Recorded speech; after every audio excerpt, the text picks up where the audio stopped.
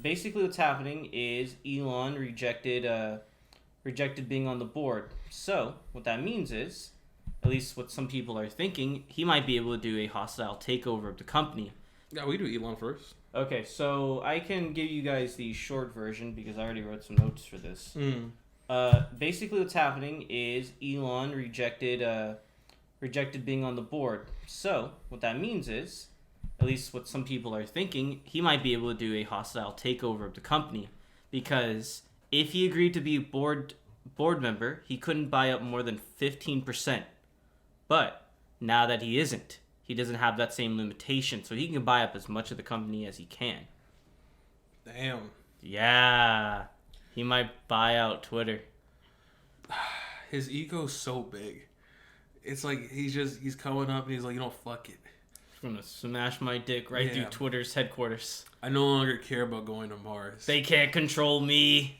I'm just gonna go straight to Twitter. They can't control me. They tried to control the Elon, and they just could not control him. He's done some really interesting stuff with Twitter. There's actually a few stories coming out about how he's sort of making a ruckus in Twitter. So just one more thing about the Twitter and Elon disagreement. If you guys want to know, I found this quote in the article.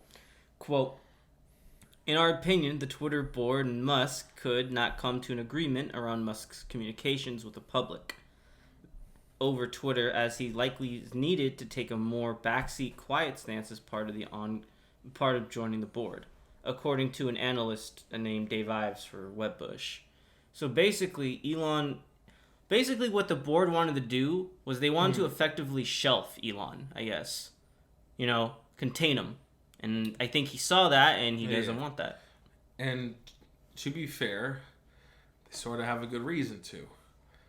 And if you don't mind, you want me to prop up an article here that sort of relates to how Elon's sort of a cock, and how he's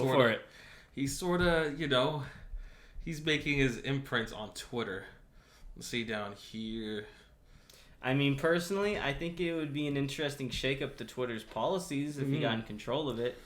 I just wonder if he cracked down on lefties, though, or if he's really a free speech warrior that he is. No, he's not essentially cracking down on lefties, but he sort of was talking shit about Twitter itself. Ooh. He made a post saying most of these top accounts tweet rarely and post very little content, right? And he's like, "Oh, look at them. Is Twitter dying?" He's one of them. That's funny. Yeah, I know, but that's sort of funny too. It's like, oh yeah, look at these top 10 accounts on Twitter, and there's me. Monster. Okay, yeah, you have to put your name fans. Hey, show Monster how big fans we are. Oh my god. Yeah, we have a problem.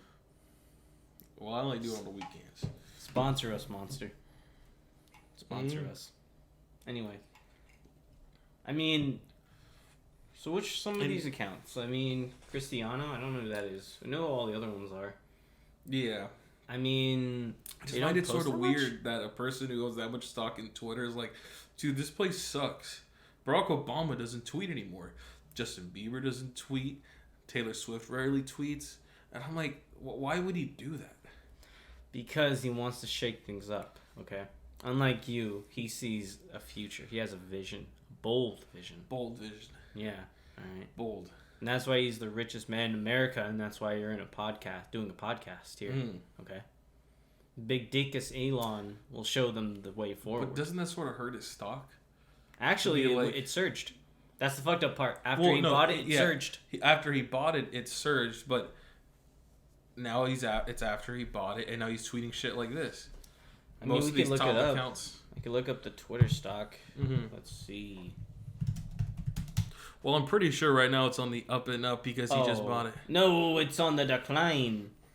Because he isn't taking the deal. Oh, okay. And that was another thing that article commented on was, and I think this is probably going to be true, there's going to be some instability in the stock due to no one really knowing what the future of Twitter is going to be. Because if Elon does buy it, I do see a lot of their core policies changing. But if he decides, because there's no way, I don't know. He wants control of it, I think. Do you think Twitter would be improved if he had it? I mean, you know, he says he's all about free speech, but I bet he wouldn't take kindly if you told him his Tesla sucked. Unions. I mean, there's already reports of like workers from Tesla saying that they don't like Teslas, and then they got like banned from buying Teslas. You know, unions are bad. Yeah. Yeah, well, according to Tesla, I find it weird that you would do this, and wouldn't it make your stock lose price or lose value if you start saying like, oh, all of our top users are all dormant, none of them like to tweet anymore.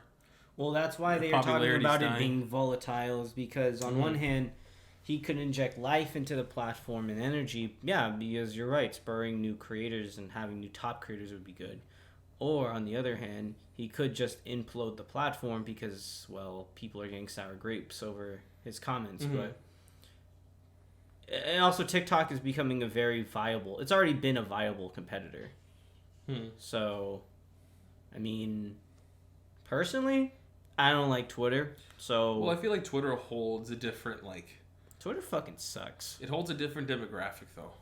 I literally go on Twitter for work purposes. Well, that's the thing. That's where all the political commentary happens, where like official people post, where journalists go to get their articles. Twitter holds a different like sect of the market than TikTok. Twitter journalism is the worst flavor of it, though. You know. But it's a lot of journalism at this point. It's the laziest kind. Like dispensing info through Twitter is not the same. Not what I'm talking about. But reporting on Twitter shit, that's lazy. Well, that's also another thing. Like on TikTok, people aren't really like posting articles.